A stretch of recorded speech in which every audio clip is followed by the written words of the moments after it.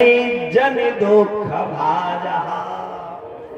वो चांडाल है जिसने माता के गर्भ से जन्म लिया और भगवान का भजन नहीं कर रहा, देश की सेवा नहीं कर रहा, सत्कर्म नहीं कर रहा, वो चांडाल है।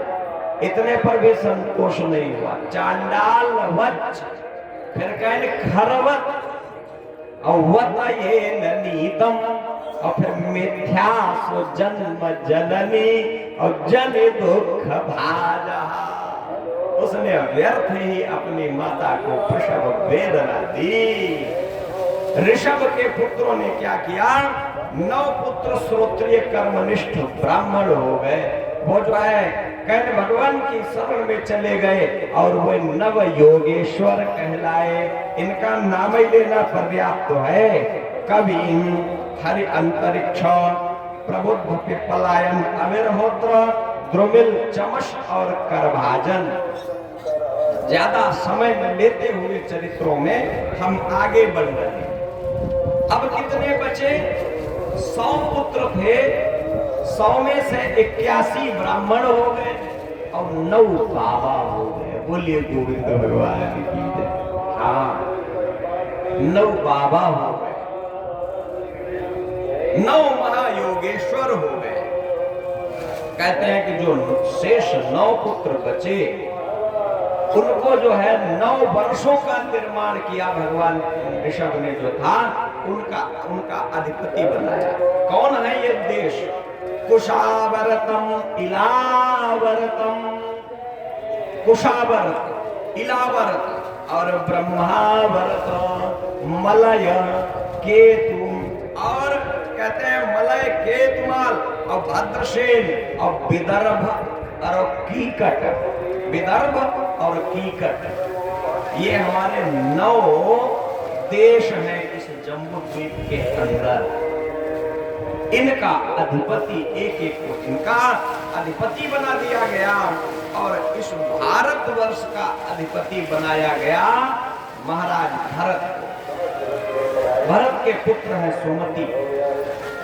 सुमति अभी बाल्यकाल में है।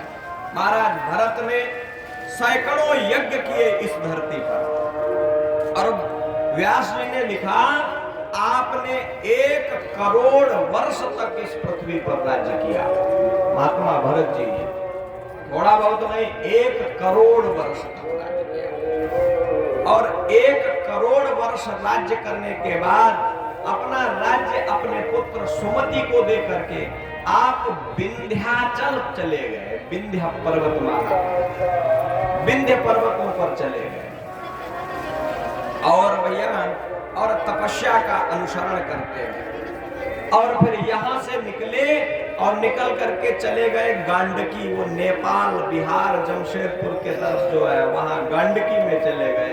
दामोदर कुंड जहां शालिग्राम निकलते हैं, गांडकी नदी के किनारे जो है संध्या वंदन पूजा करते हैं और स्नान करके बढ़िया 12 अक्षर का जप करते हैं। लेकिन एक दिन क्या हुआ, इस तपस्या करते करते महाराज भरत को एक दिन अजीब स्थिति सामने आ गई। महाराज भरत जी गंडकी में स्नान कर रहे थे। इतना ठंडा जल है गंडकी का कि अपने यहाँ मई और जो गर्मियों का ज्येष्ठ वैशाख का महीना भी होता है उस समय भी इतना शीतल जल होता है कि टेम्परेचर माइनस ही में रहता है वहाँ। और उसमें आकंठ गले तक खड़े होकर के महाराज भरत जी गायत्री का जप माला जपते थे, उसमें भगवान का नाम जप करते थे खड़े होकर। भरत जी माला जप रहे थे, तब तक एक घटना घटित होती। एक हिरनी पानी पीने आई और हिरनी पानी पी रही है। तब तक किसी सिंह ने उसको देखा और उसको देख करके गर्जना करी तो अपने प्राण बचाने के लिए हिरनी उस गंडकी में छलांग लगा दिया और वो हिरनी जो है पूर्ण समय की गर्भिणी थी। उसके भय से छलांग लगाने के कारण बीच धारा में उसका गर्भस्राव हो गया और प्रसव वेदना शीतल जल के जो है कष्ट से वह हिरनी जो है जल में ही उसने प्राण दे दिए और वो नव सावक का जन्म जो है नदी की बीच धारा में जन्म देने के बाद माता प्रसव पीड़ा से उसका प्राणांत हो गया। अब महात्मा भरत देख रहे हैं खड़े खड़े, मैं क्या करूं, क्या इस मृग के बच्चे की मैं सहायता करूं, या फिर पहले कहने लगे देखो ये बंधन का कारक है, इसको मैं निकालूंगा, इससे प्रेम हो जाएगा, बंधन में फंस जाऊंगा। कहने सब एक ही माता पिता की संतान है, अनहोनी होती नहीं, होनी हो सो होए। कादर मन कहूं एक अधारा, और दैव दैव आलसी पुकारा। फिर भरत जी कहने लगे नहीं, परहित सरिस धर्म नहीं भाई, परहित सरिस धर्म नहीं भाई, परहित सरिस धर्म नहीं भाई, परहित सरिस धर्म नहीं भाई, पर पीड़ा सम नहीं अधमाई, पर पीड़ा सब नहीं अधमाई, पर पीड़ा सब नहीं अधमाई। अरे बिना दया को संत कसाई, संत कैसा जिसके हृदय में दया न हो। भरत जी दौड़े और दौड़ करके उस शावक को उठा करके बाहर लाए, सूखे कपड़े से उसको पोंछा और कंबल में उसको लपेट लिया, लपेट करके अपनी कुटिया में लाए, आग जलाए, थोड़ा सा उसको आंच दिया, सेका। अब जब उसकी शीतलता दूर हुई, उस नवजात शावक की, जिसने अपनी मां को अभी तक नहीं देखा था, उसको भूख लगी। अब भूख के लिए इधर उधर वो तलाश करने लगा, कुछ मिला। महाराज भरत की उंगली उसने पकड़ी और मुख में रख के पीने लगा। अरे उसको तो भूख लगी। अब भूख देखो, महात्मा कोई आवश्यकता बढ़ने लगी, माया ऐसे ही फांसती। माया छोड़ करके गए, माया छोड़ करके गए, साधु बने भगवान के लिए, भजन करने के लिए। यही तो आज समस्या है। कबीरदास जी ने कहा कि कबीरा साधु जगत गुरु, साधु जगत गुरु है, लेकिन कब, खाली कपड़े रंगने से नहीं है। कबीरा साधु जगत गुरु, उपजय जगत की आस। संसार से अगर कुछ कोई आशा छोड़ दे, संसार की समस्त आशाओं से मुक्त हो जाए, समस्त बंधनों से जो मुक्त हो जाए, वही साधु है। कबीरा साधु जगत गुरु, उपजय जगत की आस।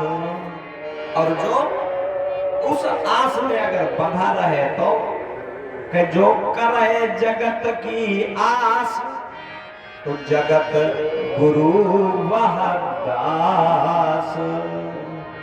तो वो गुरु, वो साधु गुरु नहीं है, फिर तो उसका गुरु ये संसार हो गया। जो यजमान ज्यादा बड़ा वाला नोट दे उसका सम्मान ज्यादा। हाँ, जो यजमान कहीं ज्यादा माल लावे उसकी व्यवस्था, उसकी जो है उसका सम्मान ज्यादा है, और जिसके पास न हो वह उसको, उससे कोई प्रेम नहीं है। तो यह लक्षण कहीं साधु का नहीं। बोलिए गोविंद भगवान की जय।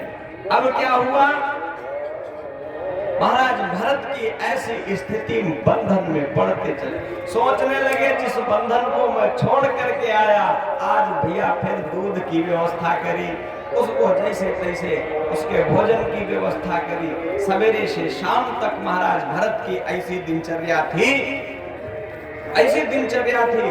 उस दिनचर्या में वो जो है भजन ही भजन करते थे। अब उसका समय कम हो गया, मृग में जाने लगा। मृग थोड़ा बड़ा हुआ। एक दिन उसने अपने जो है अन्य सहमृगों को देखा, सोचने लगा ये मेरे जैसा नहीं है, मेरे परिवार के यह लोग हैं। मृग ने गुलाच भरी और मृग मृगों के झुंड में मिल गया। और मृग के वियोग में महाराज भरत, हा पुत्र कहते कहते महाराज भरत ने उसी के वियोग में प्राण त्याग दिए। बोली गोविंद भगवान की जय। देखो ये शाश्वत नियम है। गीता के 8वें अध्याय में भगवान ने कहा जन्म लेना हमारे हाथ में नहीं है, जन्म हमारे संचित कर्मों के आधार पर मिलता है। अगला जन्म हमको श्वान योनि भी, कुत्ता भी बनना पड़ सकता है, बंदर भी बनना पड़ सकता है, बिल्ली भी बनना पड़ सकता है, मनुष्य भी बनना पड़ सकता है, कुछ भी हो सकता है, लेकिन मृत्यु हमारे हाथ में है। चाहे जैसे मरो, चाहे फांसी लगाए के मरो, चाहे जहर खाए के मरो, चाहे गंगा जी में कूद के मरो, और चाहे रेलगाड़ी के आगे कट के मरो, मरना हमारे हाथ में है। और या तो भैया क्या करो, अंत काले च मामेव स्मरन् मुक्त्वा कलेवरम्, और यह प्रयाति त्यजत्येहि स याति परमां गतिः। भगवान गीता के 8वें अध्याय में कहते हैं कि अंत काल के समय पर जो मरण धर्मा व्यक्ति मुझ परमात्मा का ध्यान करता है, मुझ परमात्मा का नाम लेता है, अंत काले च मामेव स्मरण मुक्त्वा कलेवरम् सह प्रयाति त्यजद्देहिं स याति परमां गतिम्। वो नाम लेने वाला व्यक्ति सीधे हमारे पास आता है, मुझको प्राप्त कर लेता है। और भैया मैं वो दुर्लभ हूं, परमात्मा कहता है मैं इतना दुर्लभ हूं, संसार के अन्य कर्म करके, चाहे यज्ञ करो, चाहे दान करो, चाहे तीर्थ करो, इनको करने से क्या होगा, स्वर्ग को प्राप्त कर लोगे, सुतल को प्राप्त, अन्य भूर्भुवा स्व जन तप आदि लोगों को प्राप्त कर लोगे, बहुत ज्यादा प्राप्त कर लिया तो ब्रह्म लोक को प्राप्त कर लोगे। और ये सब है क्या, आप ब्रह्म भुवना लोका, और ब्रह्म लोक तक के लोक ऐसे है, पुनरावर्तिनो अर्जुनः, वहां तक गए हुए जीवों का पुनर्जन्म होता है। लेकिन भगवान कहते हैं जो मृत्यु के समय पर मेरा नाम लेकर के मुझे प्राप्त कर लेता है, मामुपेत्य तो कौन्तेय पुनर्जन्मं न विद्यते। लेकिन जो मरने वाला व्यक्ति हमारा नाम लेकर के मर जाता है, उसका फिर पुनर्जन्म नहीं होता है, जन्म मरण के चक्कर से मुक्त हो जाता है। बोलिए गोविंद भगवान की जय। राजर्षि भरत की मृत्यु तो हुई, शरीर को छोड़ा, लेकिन हा मृग हा पुत्र करते करते तो आप भी हिरण होना पड़ेगा। हिरण हो गए, हिरण शरीर में जन्म हुआ, लेकिन स्मृति नष्ट नहीं हुई। आपने कहा हम किसी से मोह नहीं करेंगे, सहज ही मुक्ति मिल गई, शरीर छूट गया। तीसरा जन्म फिर इनको लेना पड़ा। कहते हैं यह जो है किसी आंगिरस गोत्रीय ब्राह्मण के घर में, आंगिरस गोत्रीय ब्राह्मण के घर में आपका भी जन्म, जो शास्त्रीय प्रमाण प्राप्त होते हैं, ऋषभ जी भी लगभग इसी विंध्याचल एरिया में ही इनका भी जन्म हुआ था। विंध्य पर्वतमाला के क्षेत्र का कोई सुदूरवर्ती गांव था, वहां आपका जन्म हुआ था। तो जहां इनका जन्म हुआ, अब की बार महात्मा भरत ने कहा मैं किसी से रिश्ते नाते नहीं रखूंगा, किसी से कोई मोह बंधन नहीं करूंगा, किसी से भी कोई मतलब नहीं रखा। भैया तो जब इनकी यह स्थिति देखी तो घर वालों ने क्या किया, परिवार वालों ने क्या किया, देखा कि ये बालक विक्षिप्त है, बालक का जन्म होवे और बालक न रोवे और न हंसे, तो क्या किया जाता है, देखते हैं कि देखो इसको सुनाई देता कि नहीं, तो उसके पास ले जाकर के खिलौना बजाते हैं, ऐसे ऐसे बजाया, कहीं देखो ये देख रहा है उधर, कहीं नहीं देख रहा है, कहीं इसका मतलब इसको सुनाई भी नहीं देता। ये सब प्रयोग करके देखे जाते हैं। भरत जी ने बचपन से ही ये तो सबने घोषित कर दिया ये मूक बधिर जड़, तो इसलिए इनका नाम जड़ भरत रख दिया गया। बोलिए श्री जड़ भरत जी महाराज की जय। थोड़ा और बड़े हुए भरत जी, यज्ञोपवीत संस्कार किया गया।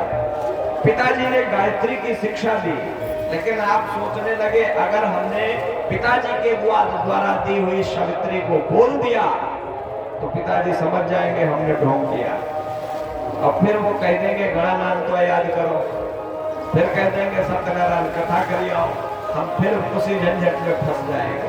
इसलिए आज भी भरत नहीं बोले, पिताजी भी समझ गए कि यह बालक जड़ है, जड़ है। भरत जी निर्जन स्थान पर गांव के बाहर पड़े रहते।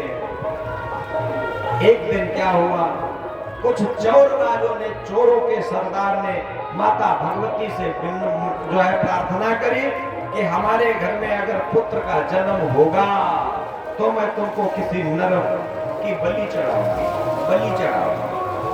देखो यह भी एक बड़ी विचित्र व्यवस्था बन गई। ये बलि की प्रथा, बलि देने की व्यवस्था, पशुओं की हिंसा करने की व्यवस्था, ये हमारे शास्त्रीय विधान में नहीं है।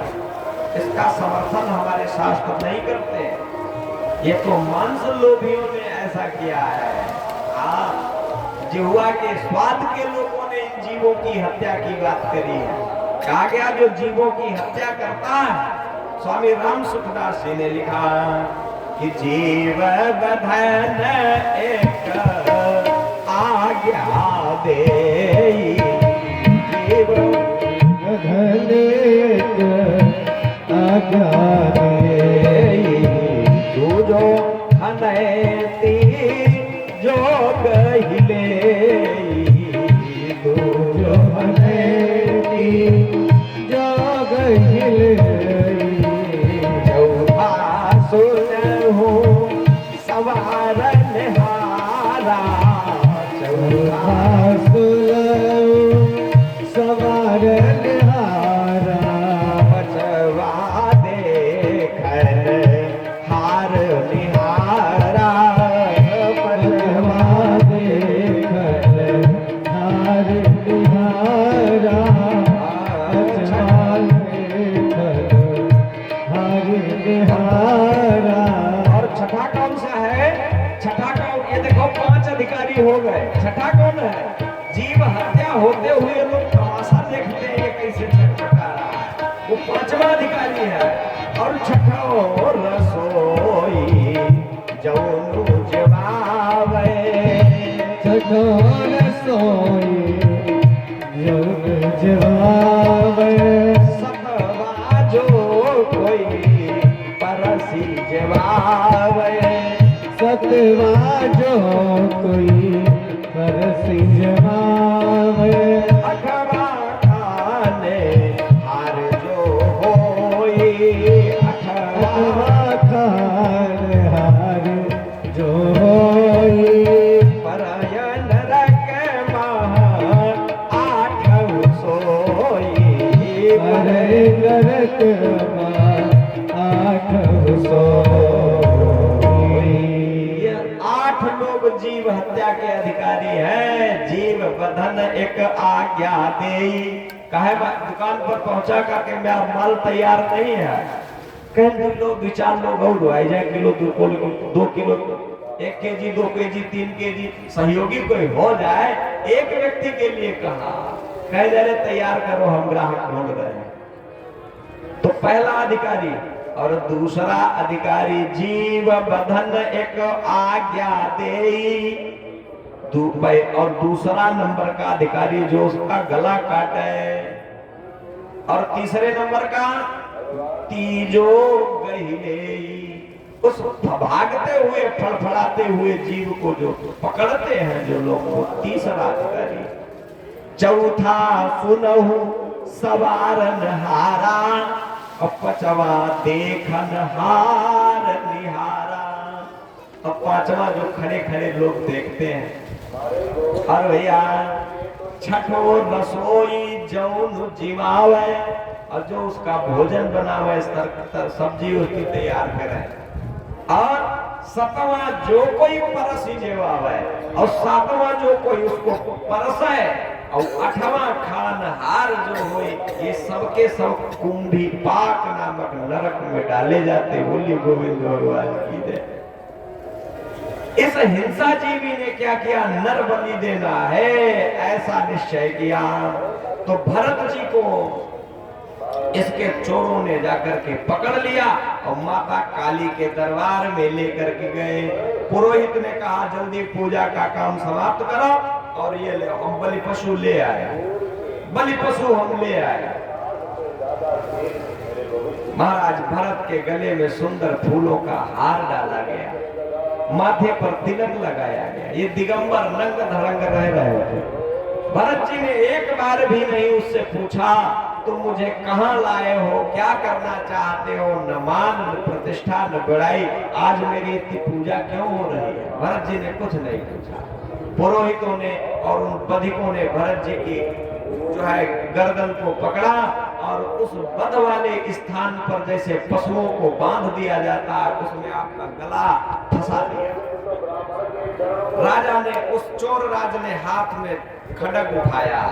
अब खड्ग जैसे पुरोहित मंत्र पढ़ रहा, हिरण फट स्वाहा कर रहा, राज जो है चोर जैसे तलवार चलाने को हुआ तब तक क्या हुआ कि सिंहाद उत्थाय कोपान धड़ धड़ धड़ धावमाना भवानी।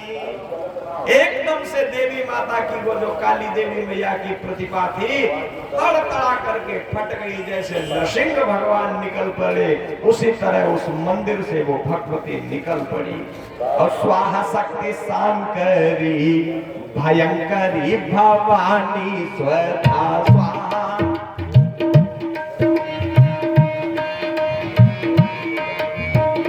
स्वाहा शक्ति सांकरी भयंकरी भवानी स्वधा स्वाहा। शंकरी भयंकरी भवानी शत्रु प्रलयंकरी शिवे महाचंडी के शत्रु प्रलयंकरी शिव महाचंडी के क्रोध रक्त आनन प्रचंड भुज दंड बाली। क्रोध रक्त आनन प्रचंड भुज दंड बाली काली विकराली भव जाली भव खंडी के काली विकराली भव सिंहनाद नीनद हटावे काल धो महा। सिंहनाद हटावे काल मृत्यु महा और मोनी मन रंजन प्रमोद मन मंडी के मोरी मन प्रमोद चंडी के स्वाहा शक्ति शंकरी भयंकरी भवानी स्वधा स्वाहा सुधा शंकरी भवानी स्वाहा शक्ति शंकरी भयंकरी भवानी। एकदम से माता प्रकट हो गई और चटा करके टूट गया वो खम्भ। वो मंदिर की मूर्ति से, पत्थर की मूर्ति से देवी बाहर आ गई और उस चौरराज के हाथ को पकड़ लिया। अरे दुष्ट, मेरे नाम पर हिंसा करता है। और खड्ग हाथ में ले ली और लपलपाती हुई जिह्वा से माता भगवती ने उस चौरराज का गर्दन एकदम से कंधु पे ले लिया, काट दिया, चोर को मार डाला। उस सरदार को जो राजा भरत को मारना चाहता। और फिर भगवती ने उस पुरोहित की तरफ देखा। अरे दंभी, अरे पाखंडी पुरोहित, तो हत्या के लिए उकसा रहा और दूसरा नंबर उनके ऊपर लगाया। और फिर जितने वहां उपस्थित थे प्रसाद सबको भगवती ने दिया और सबका संहार करने के बाद भगवती ने क्या किया देखो।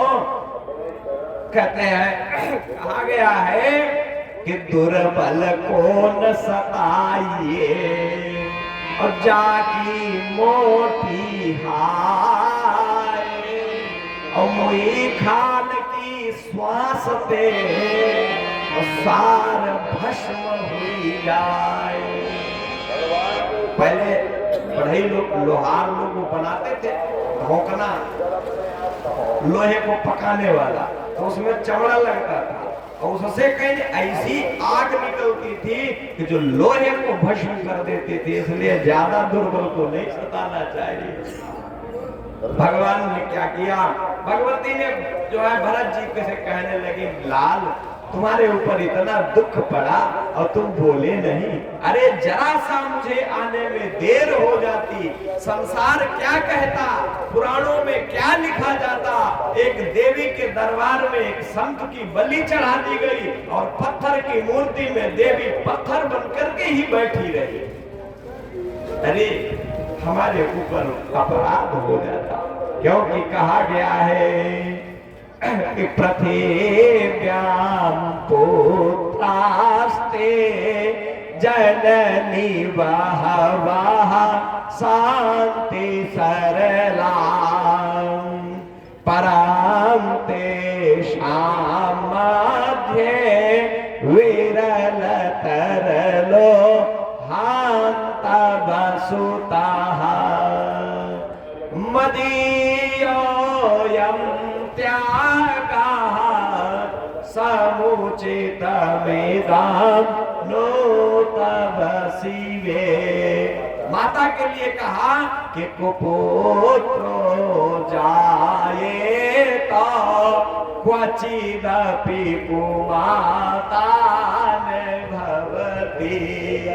माता कभी कुमाता नहीं हो सकती। एक माता के सामने अगर उसका पुत्र मार दिया जाता, बलि चढ़ा दिया जाता, तो हमारे कलंक लग जाता।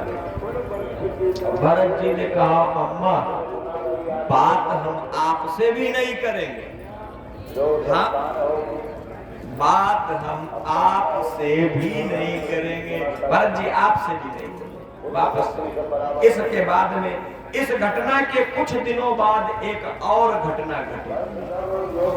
एक और घटना, इतनी वो घटना विचित्र है। एक सिंधु सौवीर देश का राजा, ये जो हम लोग गाते हैं पंजाब, सिंधु, गुजरात, मराठा, यही सिंधु देश का एक राजा था जिसका नाम था रहूगण। रहूगण जो है आ रहा था यही प्रयागराज भरद्वाज मुनि के आश्रम पर वो जाना चाहा और भरद्वाज जी के दर्शन करने के बाद में निकला था कपिल भगवान के दर्शन करने जा रहा था गंगा से। तो वो उस मार्ग से होकर के निकला, बहुत बड़ा सम्राट है। तो उसके पालकी ढोने वाला जो कहार था, सिरिका का आरोहण जो कर रहा था, एक ट्रेंड जो कहार था ढोने वाला वो न्यून पड़ गया किसी कारणवश। तो सिपाहियों ने कहा कि इधर से देखो कोई बढ़िया मजबूत हट्टा कट्टा मिल जावे, उसको पकड़ लाओ। देखा गया आप ही पड़े मिल गए। सिपाहियों ने फिर पकड़ लिया, फिर भरत को ले आए। भरत जी ने फिर नहीं पूछा हमका कहाँ लिए चल रहे हो, कहीं चलो चुपचाप, और लाए और आपके ऊपर उस पालकी का, सिविका का वो जो मोटा सा बल्ली होता है ना, लंबी सी बल्ली, उसमें चलना बहुत कठिन होता है, क्योंकि दो आगे और दो पीछे और दोनों को विपरीत दिशा में चलना पड़ता है। एक ही उसमें बल्ली लगी होती है, अगर बराबर बराबर में चलोगे तो पैर टकरा जाएंगे। एक बाएं चलाए एक दाएं चलाए, लेकिन आधार एक ही है, सीध एक ही। उसमें बड़ा कठिन कार्य होता है ये चलने वाला। आप लोगों के समय में ये चलती थी ये सवारियां, हम लोगों ने तो देखी नहीं है। आप लोगों के समय में ये सवारी चलती थी। कहते हैं वो भरत जी उस सवारी को उनके कंधे पर वो रख दिया गया, लेकर के चले। लेकिन एक साधु का चलना और एक सामान्य व्यक्ति के चलने में अंतर होता है। साधु पैरों से कोई जीव की हत्या ना हो जाए, तो एक पैर इतनी दूरी पर भरत रखे, दूसरों इतनी दूरी पर पूरी। ऐसा करने से पालकी जो है वो असंतुलित हो जाए। उसमें बैठा हुआ राजा, उसने कहा अरे क्या तुझको चलना नहीं आ रहा? कौन ये गलत तरीके से चल रहा है, ठीक हो जाओ नहीं तो दंडित किए जाओगे। थोड़ा और चले, भरत जी ने फिर वही किया। राजा ने कहा अरे तू ये क्या कर रहा है? करोमि चिकित्सा, लगता है तुम्हारी चिकित्सा करनी पड़ेगी, क्योंकि दंड पाणिरिव, मैं चिकित्सा करने में, दंड देने में यमराज के समान हूं। अच्छा, जब इस तरह से बोला तो भरत जी फिर नहीं मरे, फिर वैसे चले। तब ये फिर बोला, फिर इसने कहा हमें लगता है, मगर भरत जी ने बाहर को, उसने रहुगण ने बाहर सर निकाला और निकाल करके कहने लगा, अच्छा दिखने में तो बहुत हट्टे कट्टे हो, हमें लगता है बहुत दिन से कुछ खाया नहीं है और ये मोटे ताजे रहे। यानी उल्टी भाषा कह रहा, बीमार भी हो, चल नहीं पाते हो, तुम्हारे अंदर जितने ये अवगुण भरे हुए हैं, तुम समझते नहीं हो मैं कौन हूं, अभी तुम्हारा इलाज कर दूंगा, तुम्हारा इलाज कर दूंगा, क्योंकि इलाज करने में मैं यमराज के समान हूं। यानी उसका संकेत था, मैं तुमको अभी दंडित करूंगा। ठीक चलिए, भरत जी कहने लगे अब हमें बोलना पड़ेगा। आज भरत बोले, क्या बोले, कहते हैं कि स्थौल्यम कारस्यम आधयः व्याधयः च, राजन स्थौल्यम, स्थौल्यम किमर्थम, स्थूल होना, मोटा होना, और कारस्यम दुबला होना, और व्याधयः आधयश्च, आदि व्याधि के रोगों से दुखित होना, और क्षुत त्रंग भयम, क्षुत माने भूख क्षुधा, और तृणम माने प्यास, प्यासा होना, भूखा होना, कल रिच्छा जरा, बालक होना, युवा होना, वृद्ध होना, और निद्रा रतिरमन्योरहं वहः शुचो, और देहेन जातस्य नहि मेन संति, और ये सारे के सारे गुण देह के हैं, शरीर के। मैं देह नहीं हूं, मैं शरीर नहीं हूं। अरे आज भरत जी बोले, राजा ने देखा, अरे ये कौन बोल रहा, ये साधारण व्यक्ति नहीं बोल सकता। अरे देखो, उत्तर देखो, तो निकलता है रहुगण बाहर, और क्या बोला, धन्य है भारतवर्ष कि कस्त्वम निगूढ़श्चरसि द्विजानाम अभिभर्षे सूत्रम कतमो वधूतः। आज हम अपने चिन्ह नहीं धारण करते, ब्राह्मण यज्ञोपवीत नहीं पहनते, हिंदू अपने सर पे चोटी नहीं रखाते।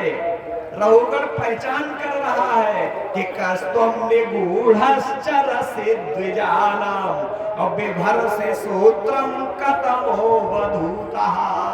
अरे महाराज, तुम्हारे जो है कंधे पर जो दिखाई दे रहा है यज्ञोपवीत पड़ा हुआ है, क्या तुम द्विज हो, ब्राह्मण हो?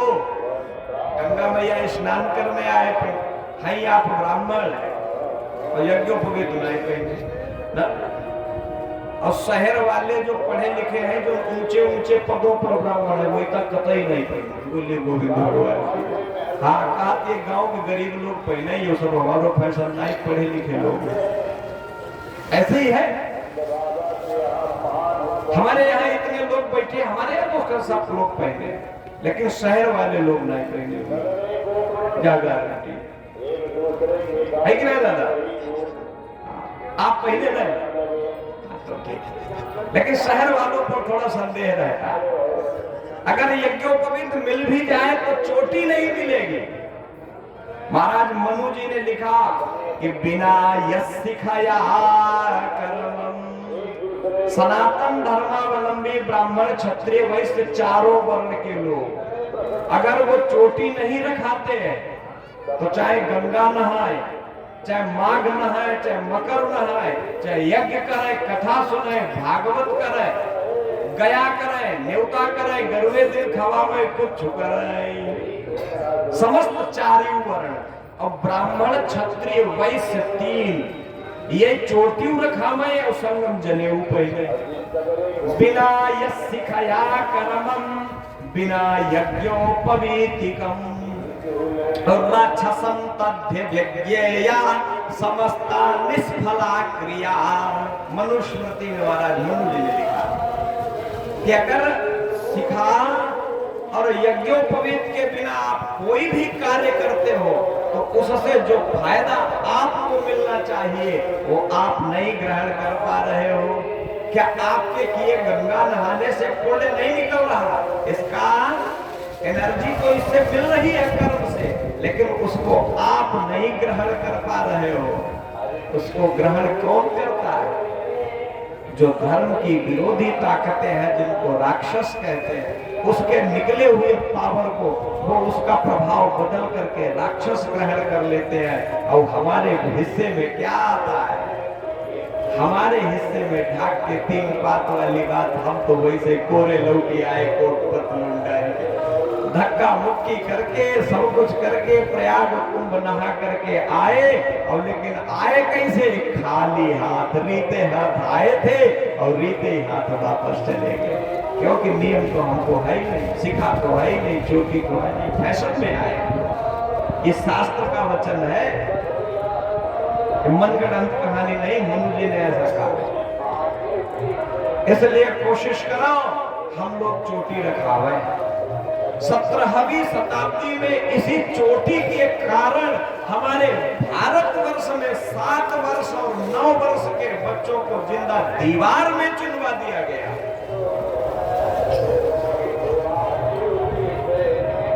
मुगल सेनापति वजीर खान ने गुरु गोविंद सिंह के दोनों बेटों को इसीलिए दीवार में चुनवा दिया कि उन्होंने चोटी नहीं कटाई थी। आज हमारे पास क्या मजबूरी आ गई कि हम सब चोटी कटाए घूम रहे हैं? क्या मजबूरी आ गई? कोई मजबूरी आई? आखिर हमने ऐसा क्यों किया? हम सब लोग यहाँ उपस्थित हैं, प्रयागराज में स्नान करने के बाद में कथा सुन रहे हैं, सब लोग चोटी रखो। हाँ, ये होना चाहिए, इसके बिना कोई फायदा नहीं। बोलिए गोविंद भगवान की जय। विषय बहुत लंबा है। कहते हैं कि भरत जी की क्या स्थिति है? भरत जी कहने लगे देखने, रघुवर कहता है देखने में तुम ब्राह्मण लग रहे हो, क्योंकि ना हम विशंके सुरराज वज्रात, मैं देवराज इंद्र के वज्र को नहीं डरता, मैं यमराज की गदा को नहीं डरता, न त्रयक्षशूला नयनस्य दंडात, न भगवान शंकर के त्रिशूल को मैं डरता हूँ, और डरता हूँ तो केवल ब्रह्म कुलम प्रमाणा, ब्राह्मण के शाप को डरता हूँ, ब्राह्मण के अपराध से मैं डरता हूँ। क्या आप कोई ब्राह्मण तो नहीं हो? हाँ, चाहे कलयुग रहा हो, चाहे सतयुग रहा हो, चाहे त्रेता रहा हो, चाहे द्वापर रहा हो। एक गांव में पंडित जी रहे, एक लोग कहने लगे देखो पहले के 52 बड़े ब्राह्मण जो होते हैं बड़े सामर्थ्यवान होते थे, बताओ उसको श्राप दे देते, बताओ उसको वरदान देते, और बताओ जिस पर कुपित हो जाते उसको भस्म कर देते। और आज के ब्राह्मण, तो वो जो ब्राह्मण रहे वो थोड़ा दूसरे तरीके के ब्राह्मण थे, जिनसे बात हुई कहीं आज भी ब्राह्मण भस्म कर सकते हैं। कहीं कैसे? कहीं को अभी हम बताते हैं। और वो पंडित जी गए घर, और घर जाकर के और बढ़िया 315 बोर वाला तमंचा वो कारतूस उठाई लाए, और खोलो तमंचा लगाई रहना, कहीं बता तुम्हें भस्म कर दी, और बता तुम्हारे पिताजी का भस्म कर दी, और बता तय का भस्म कर दी। ऐसो कैसे हमें भस्म किसना कर जाए? हाँ, होना चाहिए, ये भी हमारी व्यवस्था होनी चाहिए। हम सबको बड़े मजबूत होने की आवश्यकता है। देखो हमारे आदि भगवान परशुराम जी हाथ में परशु और धनुष धारण करत रहे। काहे कि शस्त्र के बगैर, शस्त्र और शास्त्र के बगैर धर्म की स्थापना नहीं हो सकती। स्थापना हो भी गई तो उसकी रक्षा नहीं हो सकती, रक्षा नहीं हो सकती। भरत जी ने कहता है मैं त्रिशूल से नहीं डरता हूं। अब क्या हो गए? भरत जी कहने लगे अच्छा फिर तुम गलत बोल रहे हो, फिर तुम गलत बोल रहे हो। ब्राह्मण होना, क्षत्रिय होना, वैश्य होना, शूद्र होना, यह भी तो शरीर का ही लक्षण है। मैंने कह दिया मैं शरीर नहीं हूं। उसने मान लिए बात। लेकिन फिर एक बात कहता है, वो भी बड़ा सत्संगी था, सत्संग के बिना कथा समझ में नहीं आती। एक ही श्लोक इस प्रकरण का लेंगे क्योंकि यात्रा बहुत लंबी है। रघुगण कहता है कि भगवान ये शरीर नहीं है, तो इस शरीर के अंदर विराजमान जो आत्मा है और आत्मा के साथ में जो मन है, जब ये शरीर ठोकर खाता है तो फिर कष्ट इस आत्मा को क्यों होता है? लोग क्यों कहते हैं आज हमारी आत्मा बहुत दुखी है? आत्मा जब किसी से दुख नहीं है, शोक दुख से रहित है, शरीर और आत्मा में पृथक भाव है, तो लोग ये क्यों कहते हैं? ऐसा क्यों प्रतीत होता है कि ये कष्ट हमको आत्मिक कष्ट हो रहा है? रघुगण कहता है स्थौल्यम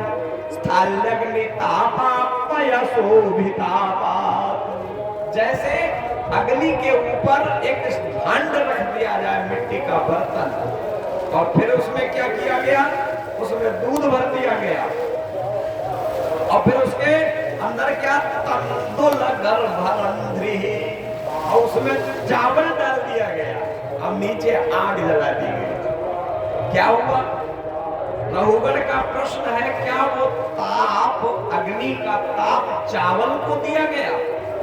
नहीं, वो ताप उस पात्र को दिया जा रहा है और उस पात्र के ताप से दूध गर्म हो रहा है और दूध के ताप से तत्ताप तंदुल गर्भरंध्री, वो चावल अंदर तक पक रहा है, गर्भरंध्री अंदर तक पक रहा है। माताएं चावल निकालती है, दाब के देख लेती है ऐसे करके, चावल पका कि नहीं पका। कहीं ठीक इसी प्रकार से जब ये कष्ट शरीर को होता है, तब ये आत्मा क्यों रोती है? भरत जी कहते हैं अकोविद हकोविद वेदवादान। अरे रघुगण, तुम बात तो कोविदों जैसी करते हो। कोविद माने विद्वान, तुम बात तो विद्वानों जैसी कर रहे हो, बनते तो विद्वान हो, लेकिन हौका अकोविद, तुम विद्वान। अकोविद हकोविद वेदवादान वदस्वितो नाति विदम वरिष्ठा। और तुम अपने को बुद्धिमान समझ रहे हो, लेकिन तुम बुद्धिमान हो नहीं, तुम हो बिल्कुल मूर्ख। क्यों? न सूरयो ही व्यवहारमेनम अकत्वावमरसेन सहामनन्ति। अरे ये संसार में जहां जहां रूप है और जिसका रूप है और जिस वस्तु का नाम है, यही तो माया है। ये सभी विकार युक्त है। और कहाँ विकार युक्त चावल, कहाँ विकार युक्त दूध, कहाँ विकार युक्त वो भांड, और उससे तुलना तुम निर्विकारी आत्मा की कर रहे हो। आत्मा तो निर्विकार है, इसकी इससे कोई तुलना नहीं हो सकती है। संवाद बहुत लंबा, भागवत जी का पंचम स्कंद में ये संवाद बहुत लंबा, क्योंकि ये महायोगियों का संवाद। ये कथाएं हमारे धर्म ग्रंथों की ऐसी हैं कि स्वच्छंद होकर के कमरे में बैठ करके एक पर एक सुनो। हमारे पास तो ऐसे लोग हैं, हमारे पास हम सुनते हैं लोग कथा।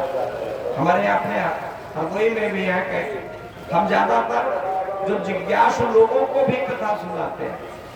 11 दिन 15 दिन कमरा आप और हम पूजने, एक पुस्तक आपके हाथ, एक हमारे हाथ, दोनों लोग आपस में एक दूसरे का बड़ा आनंद आता है भागवत कथा का। ऐसे तो बड़ी जल्दी जल्दी भागना पड़ता है।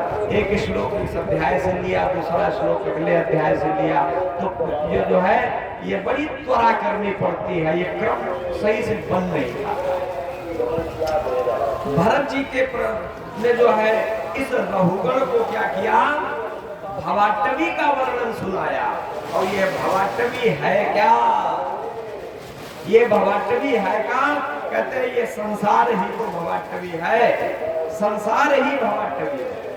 इस संसार में ऐसी स्थिति है, मोह मोह रूपी इस संसार में व्यक्ति इसमें जब आता है और आप इस संसार रूपी भवाटवी, भव माने होता है संसार, अटवी माने है जंगल।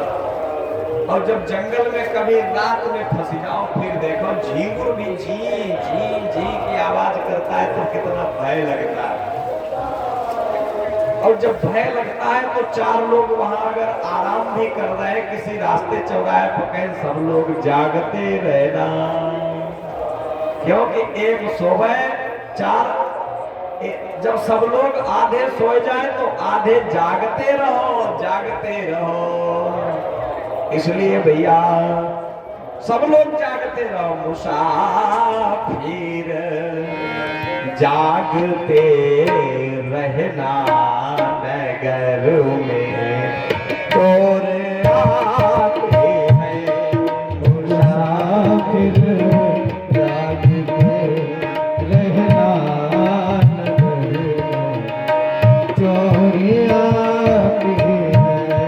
मुसाफिर जागते रहना नगर में चोर आते हैं।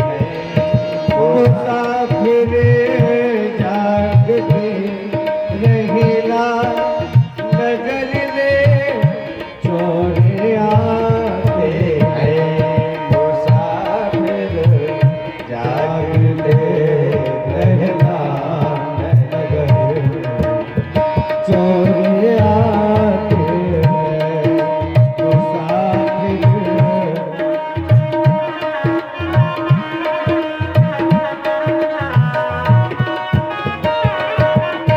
साथियों पर भी भरोसा नहीं करना, क्यों? कभी किसी का करना नहीं भरोसा, इस जग सराय में कभी किसी का नहीं करना भरोसा, इस जगत दिल में लगा कर प्रीति मतलब की, लगा कर प्रीति मतलब से पल में हटाते हैं।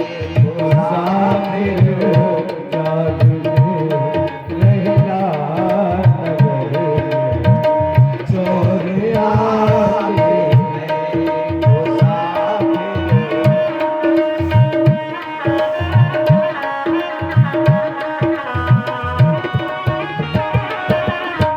देखो इस जगत सराय में हमने बिस्तर लगा लिया और हटना नहीं, पड़ोसी कहता थोड़ा उधर बढ़ जा, अरे ये मेरी जगह है, अरे यहाँ तो ये सब ऐसी व्यवस्था है, ठिकाना है नहीं कायम किसी का जग सराय में। ठिकाना है नहीं कायम किसी का जग सराय में। नंद दिल दिल में सभी चलते ही जाते हैं। वो ब्रह्मा नंद दिल दिल में सभी चलते आते हैं। वो साथिर जागते रहना नगर में, चोरी आते हैं। मुसाफिर जागते रहना नगर में, चोरी आते हैं। बोलिए गोविंद भगवान की जय हो। लेकिन ये भागवत कथा हम लोग सुन रहे हैं और ये क्या है, भवसिंधु पोतम। भागवत कथा को कहा गया है भवसिंधु पोतम। और भवाटवी में ये भवाटवी, यहाँ भव संसार रूपी जंगल और भवसागर एक ही बात। और यह कथा क्या है, यह है भवपोत। और ये नाव नवैया डोंगिया और नाव और वो क्रूज जो उड़ाए ये वो है पोत। और पोत कौन सा होता है, सेना का बेड़ा जिन पर 100 हेलीकॉप्टर उतर जाते हैं, जगह कम नहीं होती उसमें। ये भागवत कथा क्या है? भव सिंधु पोतम, जिसपे एक साथ में सब पूरा समाज सवार होकर के और इस भव सागर से पार हो सकता है। लेकिन यही तो कहा गया, भव सागर चाहा पार जो पावा, भव सागर चाहा पार जो पावा, भव सागर चाहा पार जो पावा, भव सागर चाहा पार जो पावा, राग कथा का कहूँ गढ़नावा, राग कथा का कहूँ गढ़नावा, राग कथा का कहूँ गढ़नावा। बोले श्री गोविंद भगवान की जय हो। इस तरह से इस भवसिंधु से पार जाने का सीधा उपाय क्या है? भगवान की कथा। कथा सुनो, खूब भर भर के कथा सुनो। अब कथा सुनने से पहले सावधान हो कि पात्रता बनाओ, क्योंकि बाबा ने एक बार और कही है, बिनु सत्संग न हरि कथा, ते ही बिनु मोह न भाग, और मोह गए बिनु राम पद हो ही न दृढ़ अनुराग। हाँ, पहले सत्संग करो। कह दो महाराज सत्संग कहाँ हो? सत्संग में भी बड़ी सावधानी की आवश्यकता है। हाँ, लेकिन याद रखो, पंसारी के दुकान में उस औषधि को पहचानने में देर नहीं लगती है। इतर के घड़े की पहचान करना नहीं पड़ता। इतर का घड़ा जिस घड़े में इत्र भरा होता है, वो घड़े उससे इतनी सुगंध निकलती है कि आप उस कोठरी में पहुंचते ही जान जाओगे इसमें इत्र रखा है। पहले जब हमारे यहाँ दूध और दही की नदियां बहती थी, तो घरों में दादी अम्मा एक मिट्टी का वो होता था, उसको हमारे क्षेत्र में लटूरा कहते थे। लटूरा होता था, काला काला बर्तन। जब आप सब लोग बहुएं बन के माताएं आई होंगी, तब देखे होंगे अजिया सासू के हाथ वाला वो लटूरा। अब वो पात्र इतना कीमती होता था, पीढ़ी दर पीढ़ी चला आता था। है अम्मा, इसी बात की नहीं। और इतनी उसकी सुरक्षा करी जाती थी, उसमें रखा मालूम क्या जाता था? घी। अब वैसा घी रखा होता था भैया, जिस कोठरी में, जिस जो है दीवारी कोठरी में वो रखा जाता था, उसमें उसको लॉक नहीं कहते थे उस जमाने, हमारे इधर उसको कुलूफ कहते थे। अम्मा कहती उसको कुलूफ डाल। अब तब भी वो घी की सुगंध बाहर तक आती थी। जब घी बनाया जाता, उसकी सुगंध बाहर तक आती थी। आज तो वो सारा समय जाता था। घी देने वाली गैया मैया हमारी सरकारों ने, हमारी उत्तर प्रदेश सरकार ने, माननीय श्री जो भी हमारी सरकार है वर्तमान में, इन्होंने गोकशी पर प्रतिबंध तो लगा दिया, लेकिन एक बात इनकी नहीं समझ में आई। अवैध जो है, इसमें एक शब्द अवैध बूचड़खाने। अरे हत्या घर भी क्या कोई वैध होते? जो अवैध शब्द प्रयोग कर लिया गया और को बंद करवा दिए गए। आज गौओं की वो दशा है। हम सब लोग ग्रामीण अंचलों से